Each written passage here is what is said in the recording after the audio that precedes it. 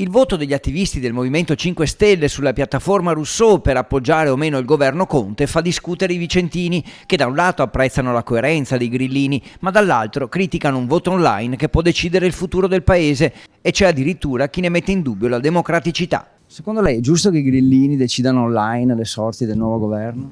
Penso di no. Però sarà così. Chi lo sa?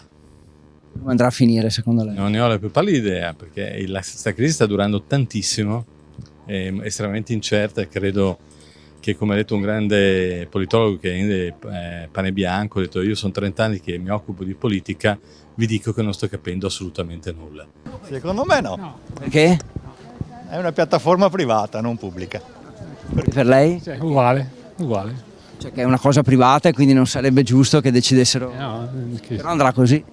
sì. Decideranno loro. Questa non è democrazia rappresentativa. Decidono loro, tanto non facciamo più di tanto noi. Non è giusto, però così succede. Secondo me è giusto che loro si esprimano come meglio credono, non sono i mezzi che a me sono affini, ritengo che le decisioni dovrebbero essere prese in un altro modo, però se a loro va bene così, quello che mi preoccupa non è tanto la loro capacità di esprimersi con la piattaforma, è quanto questo condiziona gli esiti a livello nazionale, questo mi preoccupa. Sono apolitico, quindi per me non fa differenza. Speriamo che comunque è una cosa giusta. Speriamo che comunque è una cosa che influenzi, ma in modo positivo.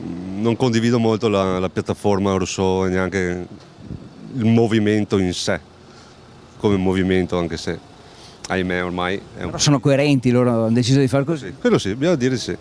Se decidono così, vediamo, sono coerenti fino alla fine. Online direi di no, che non sono nella forma più corretta, diciamo.